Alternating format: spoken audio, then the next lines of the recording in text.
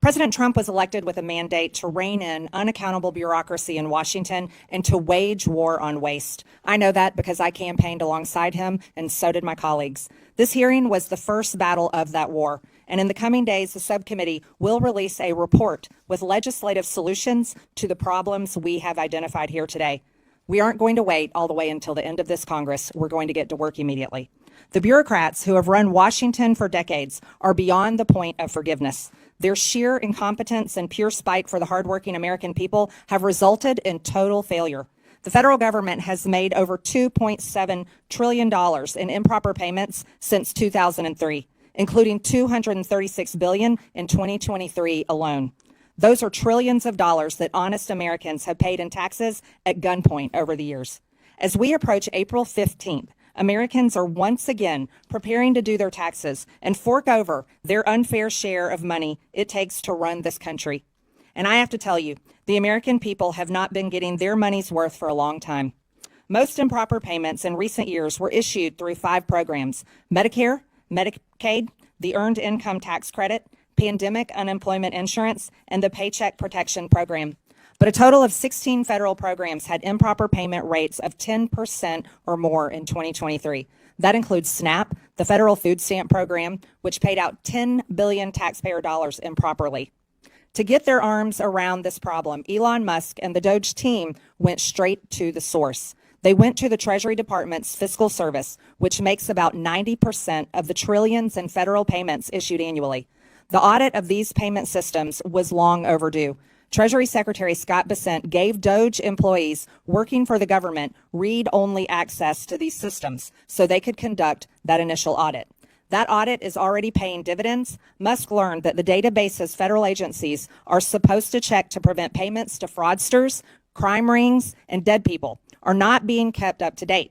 Going forward, we are going to get more mileage out of these do not pay databases. That means fewer improper payments and less fraud and waste of taxpayer dollars.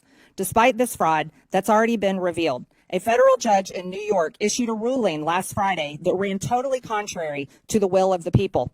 The judge blocked not only Doge, but the Treasury Secretary himself from accessing his own agency's payment systems. That's absurd. Only career Treasury Department unelected bureaucrats can access the system, the judge ruled. This turns the Constitution on its head. We will hold this judge and others who try to stop the will of the people and their elected leaders accountable. As is written in the Federalist Papers, the judiciary has no influence over either the sword or the purse, no direction either of the strength or the wealth of the society. It may truly be said to have neither force nor will, but merely judgment, and must ultimately depend upon the aid of the executive arm for the efficacy of its judgments. But the whole DC swamp is freaking out that the unelected officials from Doge were allowed access to these systems. That makes no sense. Federal judges were not elected. The Treasury bureaucrats were not elected, and they have failed to fix the problem that is enabling American taxpayers to be robbed. So why not bring in skilled outside experts like private companies and private citizens who are successful in the real world to do everyday work that we need to get done here, like audits? Of course, federal payment systems are only one link in the improper payment chain. We need to look at other links in the chain. We need better front-end identify verification to screen out fraudsters, and we need to close eligibility loopholes. That means not letting applicants self-attest to their own eligibility. And it means ending categorical eligibility, which lets someone who fraudulently qualifies for one federal benefit automatically get other federal benefits.